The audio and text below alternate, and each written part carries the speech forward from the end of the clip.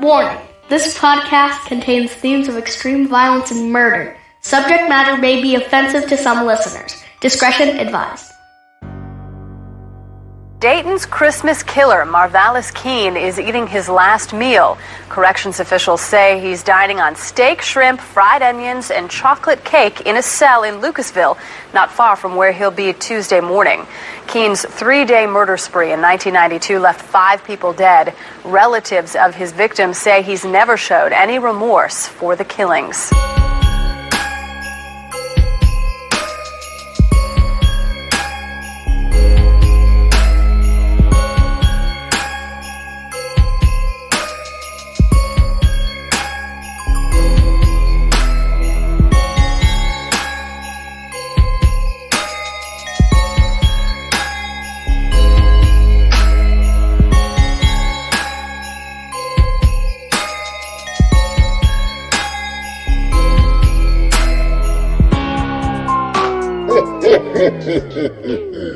Welcome to another episode of Evil Transgression, your homicide headquarters here in podcasting. I'm Josh, and with me as always, Dustin and Rex. Hey, what's up? What's going on? What is going on? It's the week of Christmas. Yay. Did you write a list? I did, and I checked it twice. No, that's not how that works. You don't check your list twice. Santa checks Oh, his okay. list twice. I don't know the song. Wow. So it's okay. Sure. I bet. It's okay. You did send a letter, though. I did. Yep. I got bad news. You're not getting anything. Just Cole. Oh, no way. I'm not getting anything. What's different than every other year?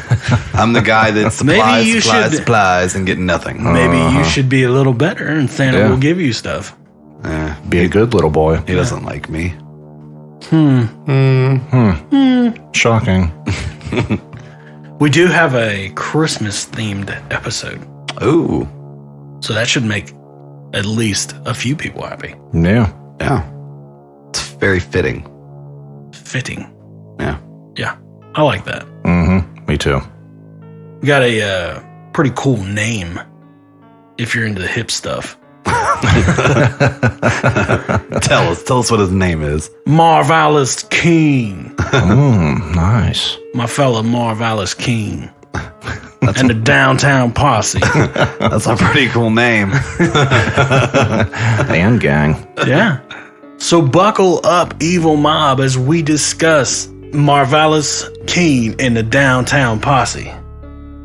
December 24th, 1992, 4 members of the Downtown Posse would turn a white Christmas into a bloody massacre. Ooh. The members of this small group consisted of 19-year-old Marvalis Keene, his girlfriend, 16-year-old Laura Taylor, 20-year-old Heather Matthews, and 18-year-old DeMarcus Smith. They got the name Downtown Posse for being known to hang around downtown square of Dayton bumming for money. Yeah, the DTP. That is a terrible name for a gang, Downtown Posse. They quickly graduated from committing petty crimes to being heinous murders. It was early morning on Christmas Eve 1992 when Keene and his girlfriend came up with the idea to rob an acquaintance of Keene's girlfriend, Joseph Wilkerson. Their plan would also include their friend Heather Nicole. Arriving at the home of Mr. Wilkerson, he and Taylor went into the bedroom.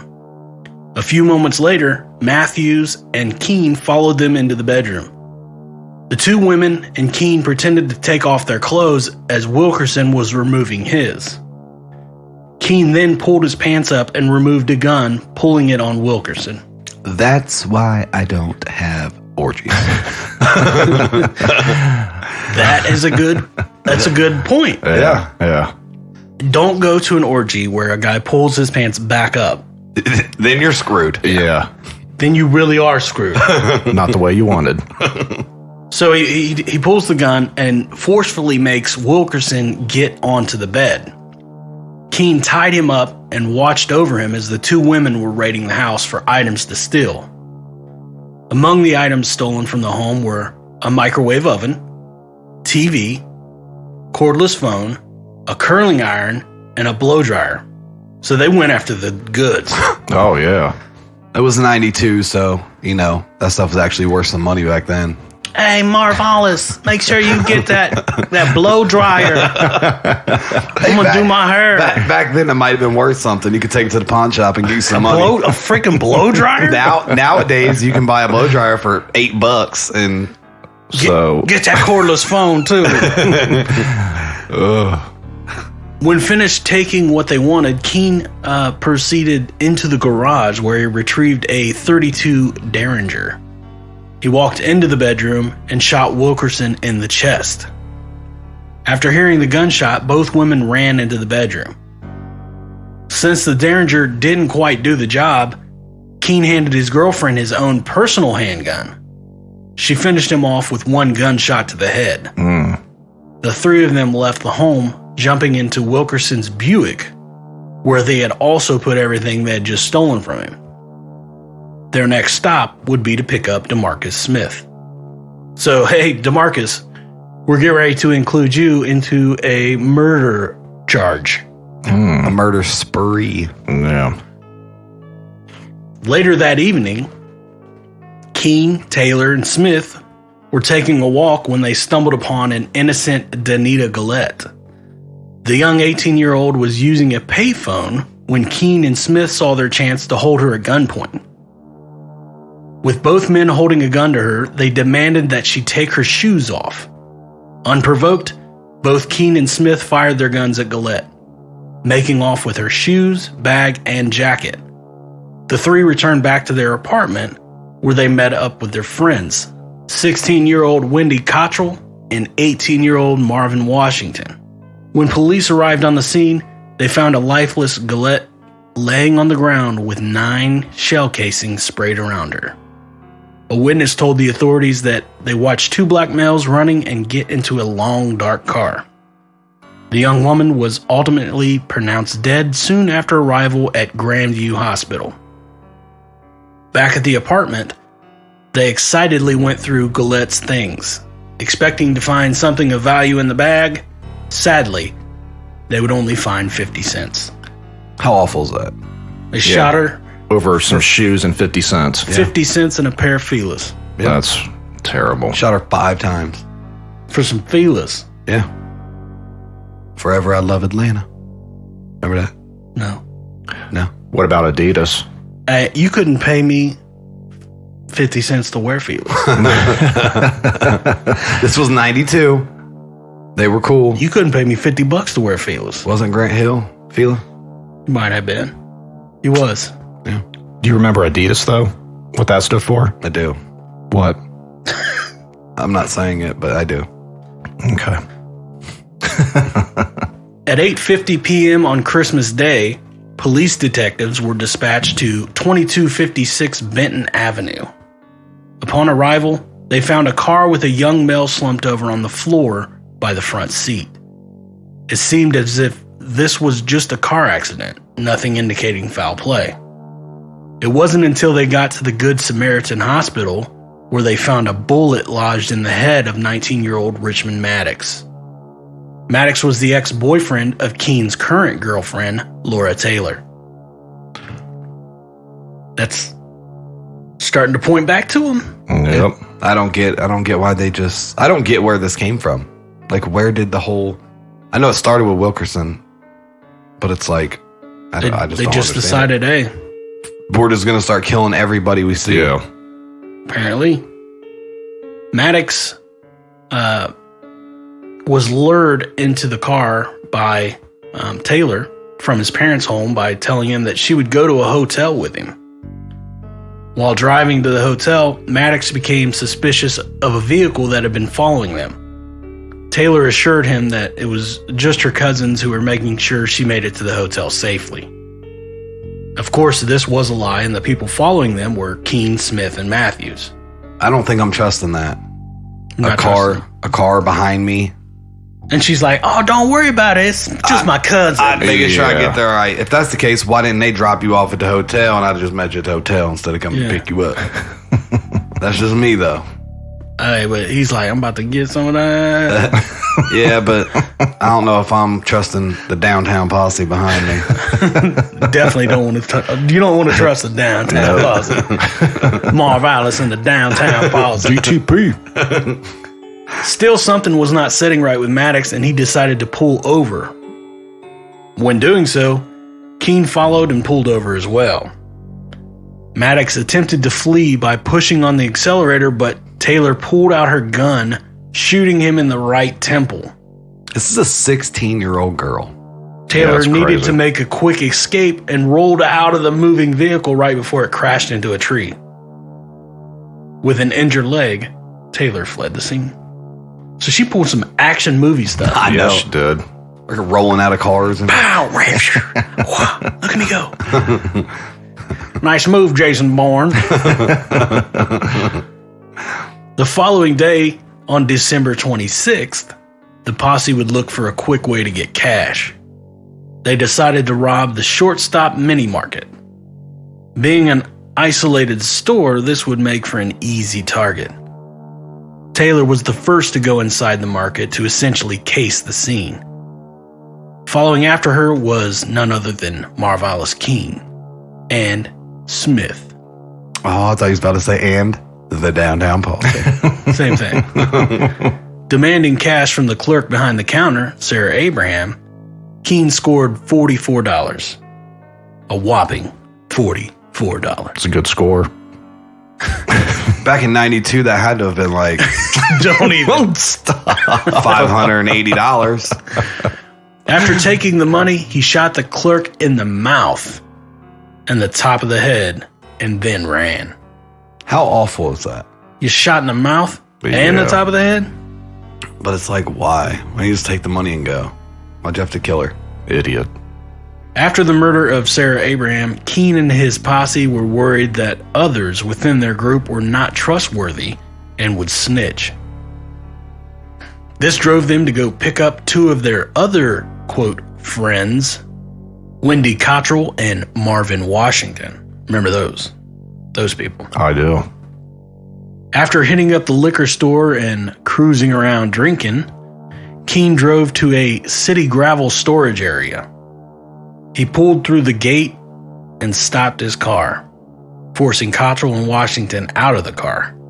Sticking the barrel of the gun into the mouth of Wendy Cottrell, Keene pulled the trigger. As if that wasn't heinous enough, he also shot her in the heart and the abdomen. Wow. I think I also read that she was pregnant at the time, which is awful. So while he was busy killing off that friend, Smith shot and killed Marvin Washington. Leaving their dead friends behind in the gravel like tossed garbage, the two men drove off. This is a brutal dude. Yeah. It really is. At 2:45 p.m. on the 26th of December, a Dayton police officer spotted a car. Sergeant John Huber was patrolling his area when the vehicle came across was unfamiliar. He decided to run the plate, and they came back to another vehicle, so the plates aren't matching. At that moment, the sergeant radioed in for backup. However, just as he was asking for assistance, the car took off. Huber pursued the vehicle, blocking them so that they were unable to drive any further. After more officers arrived, all four suspects were taken into custody. After taking plea agreements, Smith, Taylor, and Matthews were subsequently sentenced to life in prison. Marvalis Keene, the ringleader and mastermind behind the crimes, was sentenced to death. I find it odd that he's the only one that's going to get sentenced to death out of this. Yeah. Well, a couple of them were underage. Still. He was 19. I think the only one that was older was DeMarcus Smith. Yeah. No, No. Heather. Either way. Sounds like he got the long end of the stick of the law. Oh, yeah, he The did. law stick. The long end of the law stick. But he's going to spend 16 years on death row. Those long time. Once again, why do we do that? I mean, I don't get it. if you know someone is guilty of it, I mean, since doing this show, I've teetered back and forth on the death penalty. I used to be like, hey, yeah, fire him up, stick him in the chair. But after like doing a bunch of these episodes and watching countless documentaries and stuff like that, I just don't know if the death penalty is the way to go. You're in the right state then, because our governor just did away with. Well, but see, then there's part of me that's like, nah, man, you got to put him down. Well, the what's his name? The one that just got executed. Like, he victimized a child. It was his own daughter, wasn't it? It was. Yeah, Wow. 2-year-old. So, I think that's what it's set up for. It's people like that. What you think? What's set up? The death row? The death penalty. Yeah. I mean, again, I have mixed emotions on it. Number one, it costs a lot of money to put somebody to death Right. because you're going to have 9 million appeals and you have to cover this court cost. Somebody's got to pay for the court cost. Right. Yeah. It's your taxpayers. So in the long run, it's cheaper to keep somebody in prison for life than what it is to put them on death row for 20 freaking years and then execute them. Yeah. So you're saying if somebody goes to prison at 20 years old and they don't die till they're 95, it's cheaper to keep them in prison? It's cheaper to keep her. You ever heard that? Yeah. It's cheaper to keep her. Yeah. Leave that girl alone. It's cheaper to keep her. No, What is wrong with you? but I mean, you're looking at an instance of somebody going in prison at 20 years old and live until they're 95. Most of them, if they do go in at 20 years old, they don't live until they're 95. Yeah. I mean, it's prison. It shouldn't be a country club, in my opinion. I mean, Yeah. if I was against the death penalty, which I'm not saying I am, but like I said, I have mixed emotions on it. But Right. to me, if you're going to keep somebody in prison for life, it shouldn't be a life that they enjoy. Like, hey, we got cable TV and I get to do this and that. I mean, when you think of like how Thomas Silverstein, how he did prison time, Yeah. I mean, that's not fun. That is not a life you want to live. Nope. Or Hannibal the Cannibal over there, where he's in his cell down in the his basement in dungeon. the UK. You know, that's not a fun life to lead. You know, these guys are probably like, "Hey, please, just kill me." I mean, Right. I'm pretty sure that he even asked for cyanide capsules, didn't he? Mm-hmm. Hannibal the Cannibal. He was like, "Give me something." Yeah. So I mean, is the death penalty really worth sentencing somebody to? I mean, part of me says yes, part of me says no. But I just went on a long tangent there, really for no reason, It happens. because this guy's sentenced to death and everybody else wasn't. So, but if you are the ringleader and you are the leader of the downtown posse, I guess that's just what happens. There was only like 6 people in the gang. Yeah. They killed 2 of them. Yeah. Now there was 4. And the one was pregnant, right? Yeah. You think that was due to DTPGB? Do it. We're not even going to go there. Downtown posse gangbang. I mean, if that's how you get your victims, is, hey, we about to have a Roman party. They're like, nah, not happening. So 16 years on death row, now that we're back on track, he orders himself one of the most scrumptious last meals that you could have. Scrumptious, huh? It's pretty big. There's definitely eating for 2. That's what she said. I will describe this in the manner that it should be described. Can you just read it? No. No. For his last meal, Keene ordered a porterhouse steak with A1 sauce, a pound of jumbo fried shrimp with cocktail sauce, French fries and onion rings with ketchup, dinner rolls with butter, 2 plums, a mango, a pound of seedless white grapes, German chocolate cake, and to wash it down, 2 bottles of Pepsi and 2 bottles of A&W cream soda. That is crazy. That's a meal. That's a lot of food. He was like, I'm a bit hungry. So he's British now. I would like to eat this. With a cup of tea. I'm a bit hungry.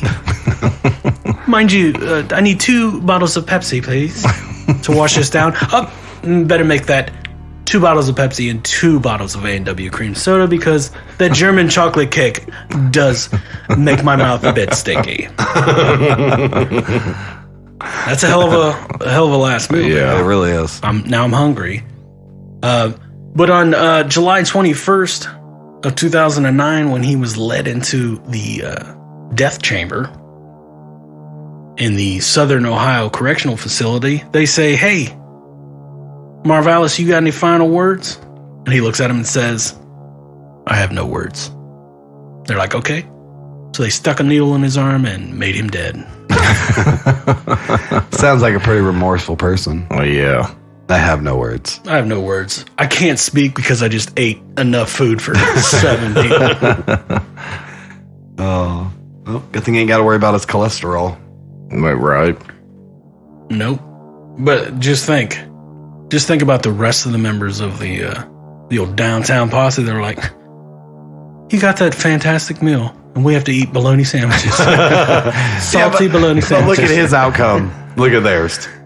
He got fed. Bologna and sugar water. Sugar water. Yeah, that's how it is. Salty bologna sandwiches and sugar. Don't they like put certain stuff in the food so that it keeps them?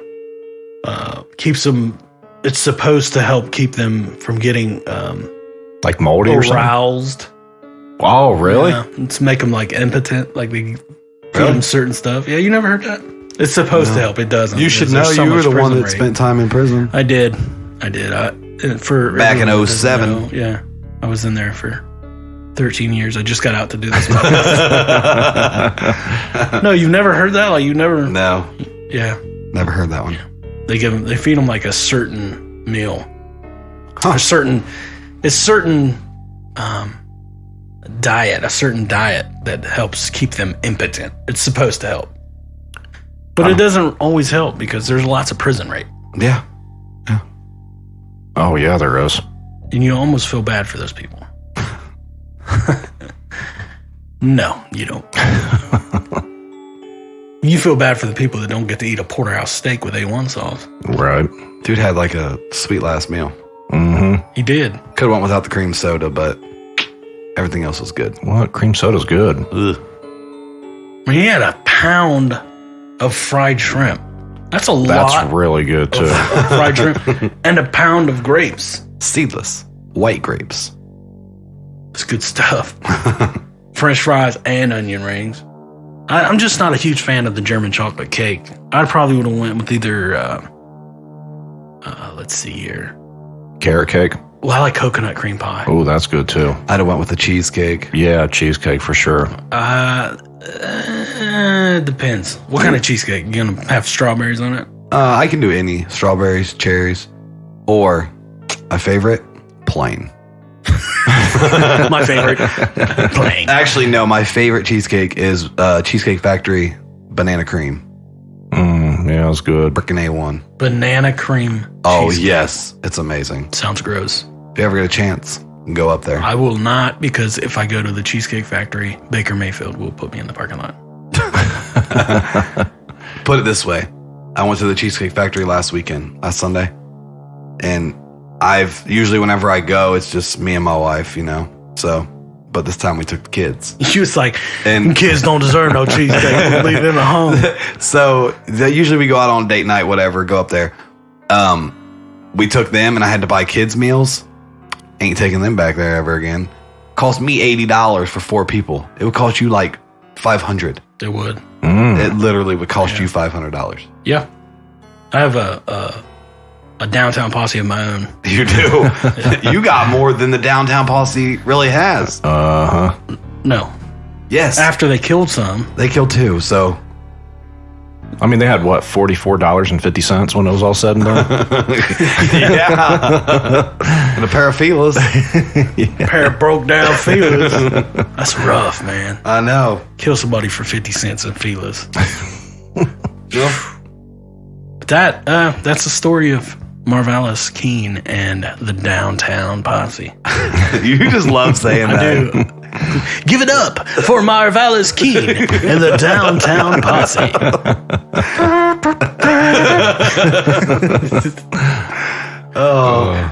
Well, what do you got for us? What do I got for you? Yeah. I got Rex. What do you got?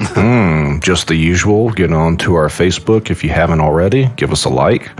Any comments, ideas, you can email us at eviltransgression@gmail.com. You can also join our Patreon or Patreon by going to our links in every episode. Or go to patreon.com/eviltransgression. And also, I would like to wish you all a Merry Christmas and a Happy Hanukkah. And whenever you celebrate, if you don't celebrate anything, then I don't wish you a Merry anything. So I just wish you a happy day. There you go. Hope Yes, you all. so Merry Christmas from all of us here at Evil Transgression. Happy Hanukkah from all of us here at Evil Transgression. Now, Happy New Year. Everybody celebrates New Year. they do. Happy New Year to everyone. But we should have Yeah, another we'll have episode out. But anyways, Okay, now. that's what you got. Here's what I got. Okay. Go to our Threadless store and get you one of those amazingly comfortable, soft, warm, new, So warm. the new Evil Transgression t-shirts. Yes.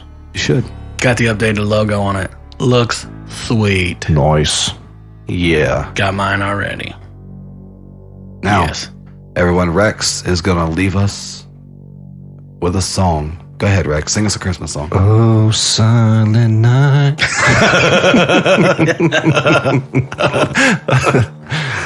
This has been one crazy episode. I promise you we have not been drinking eggnog. Not been drinking eggnog before the taping of this show. But we did have to interrupt this every 5 seconds because for some reason it's the holiday season for trains. So that's why we've been a little sloppy in this episode. Yeah. Blame it on the train. Blame it on the train. Okay, you guys are done. All right, Evil Mob. Thanks for joining us. You know what I just realized? What? I said "Oh Silent Night" instead of "Oh Holy Night." I was mixing two songs together. Kind of making my own. Good job. There was no alcohol involved in this episode. So thanks for joining us, Evil Mob, and until next week, See ya. See ya. peace.